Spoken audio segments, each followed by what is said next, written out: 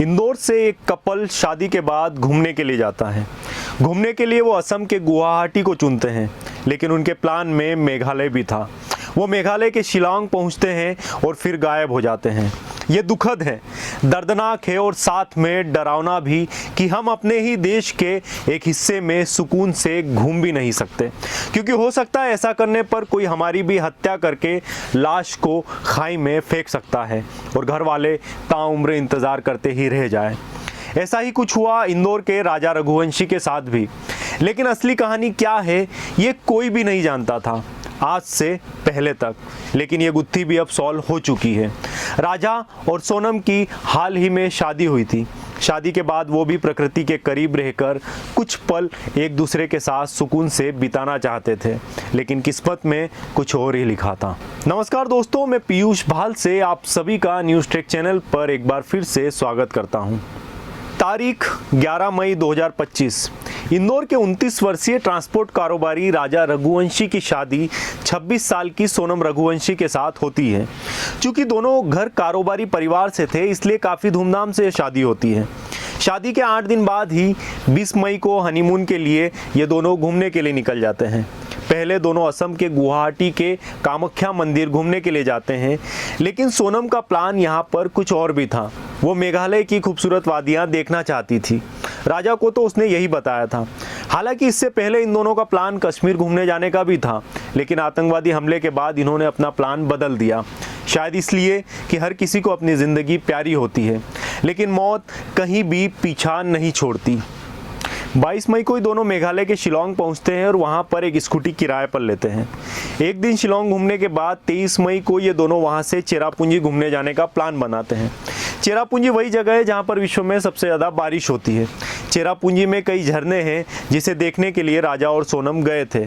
23 मई को करीब दोपहर में किसी जगह से वापस ऊंची चढ़ाई करते हुए लौट रहे थे। इस दौरान सोनम का फ़ोन चालू था, जिससे वो अपनी सास से बात कर रही थी। आप रिकॉर्डिंग में सुन सकते हैं।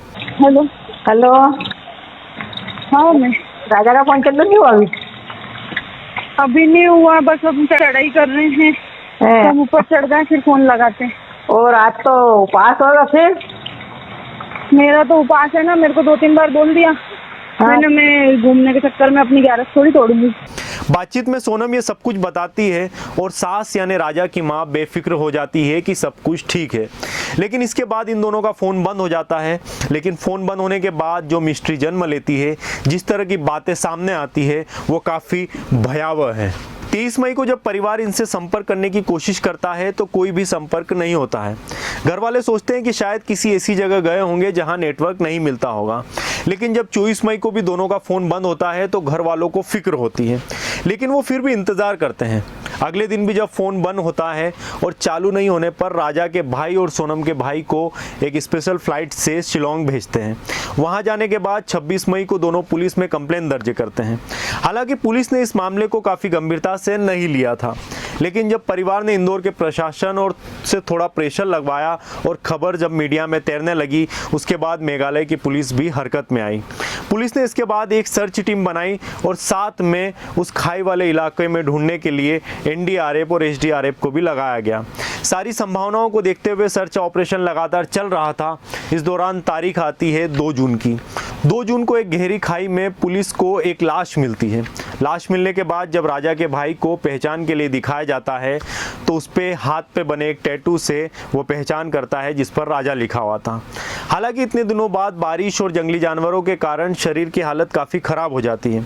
राजा की बॉडी को पोस्टमार्टम के लिए भेजा जाता है, लेकिन शुरुआती जांच में ऊपरी तौर पर देखने पर यह मामला नेचुरल डेथ का नहीं बल्कि हत्या का लग रहा था। राजा के शरीर पर धारदार हथियार से कई वार किए गए थे। एक बड़ा सवाल 9 जून तक ये भी था कि सोनम रघुवंशी कहाँ है। वो तो उस वक्त राजा के साथ ही थी। सोनम के लिए सर्च ऑपरेशन अब तक जारी था, लेकिन उसका कोई पता नहीं चल पा रहा था। हालांकि कछुए की गति से चल रही जांच और छानबीन में पुलिस को कुछ बातें और पता चलती हैं। हाल ही में एक CCTV सामने आया था जो शायद उस होटल या गेस्ट हाउस का था जहां पर ये दोनों रुके हुए थे। आप स्क्रीन पर देख सकते हैं। वीडियो में जिस रंग का रेनकोट सोनम पहनी है उसी रंग का रेनकोट जिस पर खून लगा हुआ था और सर्चिंग टीम को जो राजा की लाश है उससे कुछ किलोमीटर दूर मिला। साथ ही जिस झरने पर ये दोनों घूमने गए थे वहीं कुछ दूर पर एक नीले रंग का स्कूटर भी मिला है जो राजा और सोनम ने किराए पर लिया हुआ था। उसके बाद ही मोखलियाट गांव में एक स्थानीय गाइड अल्बर्ट ने एक चौंकाने वाला बयान दिया है, जिसके आधार पर पहली बार सोनम और राजा से जुड़ी कुछ और बातें सामने आई हैं। अल्बर्ट ने बताया था कि 23 मई की सुबह करीब 7 बजे कुछ पर्यटकों को लेकर डबल डेकर ब्रिज की ओर जा रहा था। उसी दौरान उसकी रास्ते में सोनम और राजा से मुलाकात हुई। उसके साथ 3 और पर्यटक भी थे। सोनम थोड़ी आगे चल रही थी जबकि राजा पीछे चल रहे थे उन तीनों पर्यटकों के साथ। अल्बर्ट के अनुसार ये सभी आपस में हिंदी में बात कर रहे थे और एक दूसरे के साथ काफ़ी दोस्ताना व्यवहार कर रहे थे। सोनम जब अपनी सास से ये बातें कर रही थी तब भी कुछ ऐसी ही बातचीत हुई थी कि राजा आगे चल रहा है और वो पीछे। अल्बर्ट को ये भी याद है कि 22 मई की दोपहर लगभग 3 बजे यह कपल मोखलियाट गांव पहुंचा था और उसी समय उसने इन दोनों से पूछा था कि क्या उन्हें अगले दिन के लिए किसी गाइड की ज़रूरत है। इस पर सोनम ने जवाब दिया था कि उन्हें रास्ता पता चल गया है, इसलिए उन्हें अब किसी गाइड की ज़रूरत नहीं है। यह बातचीत सोनम ने इंग्लिश में की थी क्योंकि वहाँ स्थानीय लोगों के बीच वो संवाद कर पा रही थी, उन्हें हिंदी नहीं आती थी, जबकि राजा अंग्रेजी नहीं बोल पाता था। अल्बर्ट ने बताया कि कपल ने एक बार एक गाइड लिया था भावन साई नाम का, जो वहाँ का एक स्थानीय गाइड था, जिसने उन्हें ट्रेलर के एक हिस्से तक छोड़ा था और उसके बाद शिपारा होम स्टे में वो लोग ठहरे थे। भावन साई बाद में वहाँ से लौट आया था। वहीं सोनम ने आखिरी बार अपनी सास से बातचीत की थी, उसमें भी उसने किसी कैफ़े वाले का जिक्र किया था जहां कॉफ़ी की बात को लेकर उनके बीच में कुछ झगड़ा हुआ था। कुल मिलाकर इस कहानी में कई एंगल बन रहे थे, लेकिन पुख्ता तौर पर कुछ भी कहा नहीं जा सकता था। लेकिन कुछ दिनों से लगातार जारी जांच जो किसी और एंगल में घूम रही थी, पुलिस ने सोनम रघुवंशी की कॉल रिगार्डिंग खंगालना शुरू की, जिसमें कुछ चौंकाने वाली बातें सामने आई। लेकिन असली कहानी तब पलट गई जब 9 जून की आधी रात को 2-3 बजे सोनम ने अपने घर और अपने भाई को फ़ोन लगाया और उसने बताया कि वो गाजीपुर में एक ढाबे के पास बैठी हुई है। वो क्या बातें की थी उसने घर वालों के साथ, ये तो बाद में पता चलेगी, लेकिन उसका एक जो शब्द था सरेंडर, उससे पूरी कहानी पल में बदल जाती है। ये पूरी साजिश सोनम ने की थी। सोनम ही थी जिसने 3 लोगों के साथ मिलकर अपने पति राजा की हत्या कराई थी। ये साजिश इंदौर से ही शुरू हो चुकी थी, जहां पहले ये असम घूमने के लिए जाते हैं, और सोनम उस लिस्ट में मेघालय की सुनसान जगह को भी जोड़ लेती है। न सिर्फ हत्या, बल्कि सोनम ने अपने ही घर से राजा को ये हुक्म दे दिया था कि वो अपने साथ सोने की मोटी वाली चेन भी रख ले, ताकि हत्या के बाद सोनम को पैसों की कोई दिक्कत ना आए। खैर, कहानी में बहुत कुछ बाकी है जो आगे चलकर सोनम के बयान से सामने आएगा। घर वालों की बात करें तो सोनम का भाई अभी भी वहीं है, बाकी परिवार इंदौर में है। इस उम्मीद में था कि सोनम का कैसे भी हो पता चले और वो सलामत घर आ जाए। सोनम अब मिल भी चुकी है, सलामत भी है, लेकिन उसने घर वालों को एक ऐसे दुख में डाल दिया जो उनसे जीवन भर चिपका रहेगा। साथ ही 4 जून को इंदौर में ही राजा रघुवंशी का अंतिम संस्कार कर दिया गया है। परिवार इस मामले में पहले सीबीआई जांच की मांग कर रहा था, लेकिन शायद अब उसकी ज़रूरत ना पड़े।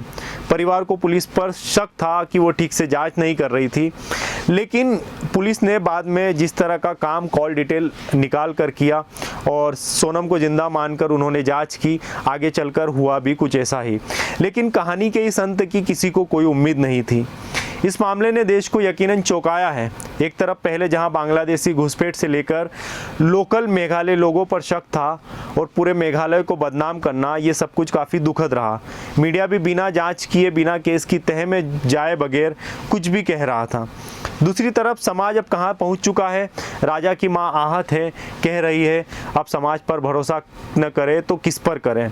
समाज पर भरोसा करके ही अपने बेटे की शादी की थी। सोनम ने अपने शातिर दिमाग से न सिर्फ पूरे देश को, बल्कि देश के मीडिया को, मेघालय पुलिस को, एनडीआरएफ, एसडीआरएफ सभी को उलझा कर रखा था। लेकिन अगर उसका कहीं और अफेयर था तो उसने पहले ही शादी नहीं करनी थी।